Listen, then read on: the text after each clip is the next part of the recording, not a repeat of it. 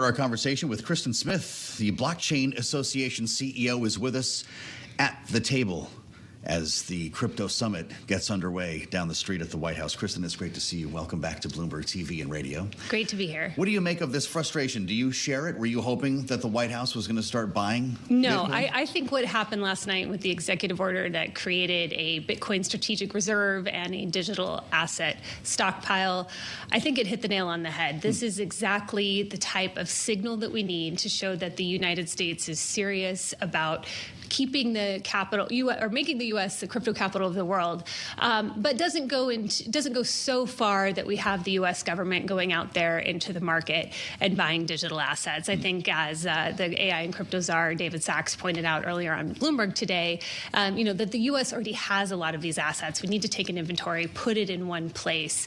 But I do think that there were some around the world that don't fully understand the limits of executive power. I think if you want to have the government going out and spending money to buy crypto, that is something that Congress needs to do, and that is not within the scope of the executive order. So I think there's maybe just a misunderstanding of the powers that are out there. But, I'm excited to see this established because I think we're really ready to move the conversation on to what can we do to establish a regulatory framework that keeps the U.S. competitive for generations to come. And a lot of that work right now is happening on Capitol Hill with negotiations around stablecoin bill, market structure, and some of these other issues. And so I'm excited to see this issue hopefully put to the side for now so we can focus on the really difficult work of finding the right regulatory framework. Well, to your point, Kristin, on Congress having to play a role here, we did get a statement from the chair of the House Financial Services Committee, French Hill, today, which in part read, "I encourage the administration to collaborate with Congress, particularly in regard to the structure and any funding related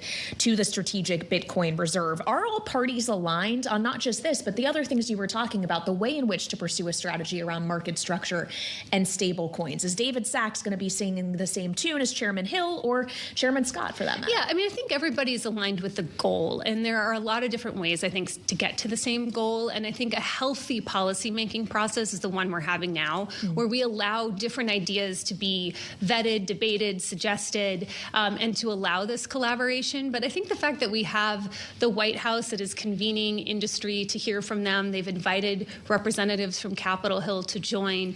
We've had David Sachs go to the Hill and be part of press conferences there. I think the type of collaboration going on between the agencies, between the White House and between Congress is very important to making sure that all of the considerations are in place. I think what we saw over the last 4 years is we weren't having that kind of dialogue. We were instead just seeing enforcement actions, a lot of litigation, and that wasn't the right approach. This open dialogue, discussion, and debate is exactly what we need, and I'm really confident that we can build on the legislative work that Congress did last year and get these items in place as we move further along into the year. So clearly you see this as a legitimizing action today, this executive order. When you look at the language, though, that David Sachs has been using, any acquisitions would require budget-neutral strategies. Yeah. This is Washington.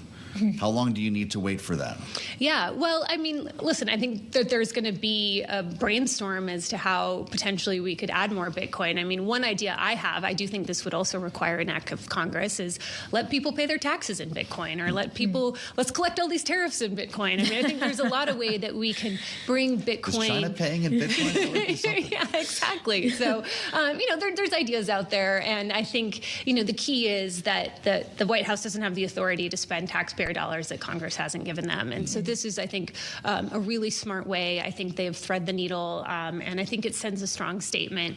I think there may be some disappointment in the markets today, but, I think as we move forward, this is a really stable policy and not something that would just be undone with another, stroke of the pen in a future administration. So to Joe's point on it lending legitimacy to the industry, is that also what today's summit is about? Or are you expecting that there's going to be tangible outcomes from all of these executives meeting at the White House? Yeah, no, this is an absolutely historic day. I think 16 years ago, when Satoshi, issued the white paper, and then, Bitcoin was running, I don't think anyone could have imagined something like this happening at the White House. This is absolutely historic. I think it really sends a strong signal that crypto is valued here in the U.S. This is an important industry and that we want to lead. And I do think we could see some further announcements today. I mean, I think that we are looking at things in sort of two steps. The first step is we need to undo the damage of the last administration. The second step is we need to put the regulatory and framework in place that allows the U.S. to be competitive for generations. And so I do think we can see a lot of discussion today about, what are the outstanding remaining items that we need to change from the last administration. There's a lot of guidance out there. There's a lot of proposed rulemakings that could be very damaging. We need to wipe that away so we can roll up our sleeves and do the real work to get the regulatory framework in place. How big is the tent with the Blockchain Association when it comes to meme coins? This White House has cranked a few out, and there's an argument about whether this actually helps or hurts the industry. Yeah, no, it's interesting. I mean, I think meme coins are, I think, a perfectly legitimate and wonderful technology, right? People are allowed to enjoy novelties, they're allowed to have fun, and that's what meme coins do. I think, there is a little bit of anxiety when you have the president playing in this space. I don't think he's doing anything wrong. I think he's doing everything that is allowed under the law. There has been legislation that Congressman Liccardo introduced that would prevent elected officials from issuing their own meme coins, and I think that's an important debate for Congress to have. But I mean, listen, we went from a president who, his administration did everything within their power to try to stop this industry, to a president who is all in, who is very enthusiastic, and who's participating. And so, I will take the challenges of an overly enthusiastic president any day compared to having to deal with Gary Gensler in the last administration. Well, and so that brings me back to your point about there's kind of two phases here. One, the unwinding of before, and then we get to the after. If the after has to include to create a regulatory framework, market structure legislation emanating from Congress, which we got in the last one, didn't ultimately cross the finish line. I would imagine it's going to look pretty different now that Republicans have full control. What timeline are you expecting there? If there's still all this kind of backward-looking work that needs to be done, when does that forward progress? Yeah, well, I think there's a lot of momentum building in Congress. We just this week, gosh, that was only this week. They all run together. I know. We had a Congressional Review Act resolution in the Senate that got 18 Democrats and 1 independent that joined. We have a same resolution voted on in the House next week. I think that is starting to build very bipartisan momentum. That undoes the work of the past. We're seeing work on stablecoin bills, new drafts introduced. We have markups and hearings next week. I think that will continue to build that momentum, and we could see that as early as this summer.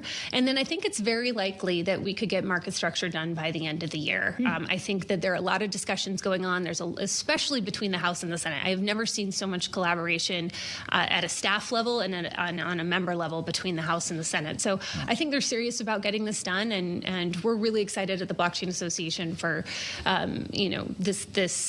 the unique moment we find ourselves in, and we're ready to be a partner as policymakers are exploring ideas. Dance card's pretty full on Capitol Hill right now as we stare down the pipe of a potential government shutdown, this massive reconciliation project. They're talking about Trump tax cuts and so forth. What can Donald Trump say today? He's going to speak, well, he's scheduled to an hour and a half from now at the Crypto Summit to hasten and put some urgency underneath this effort on Capitol Hill.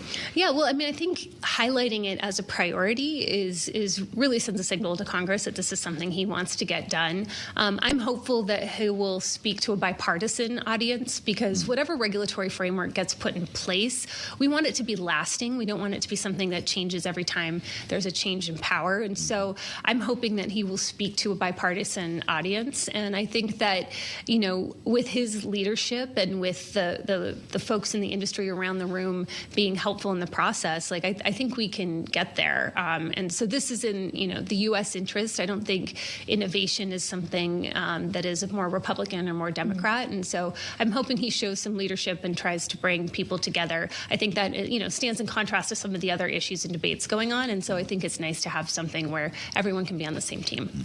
Well, it was great to have you here on our team for at least today. Thank you so much for joining us in studio. Thanks for having me. Kristin Smith, CEO of the Blockchain Association, with us on Bloomberg TV and radio. Thank you so much.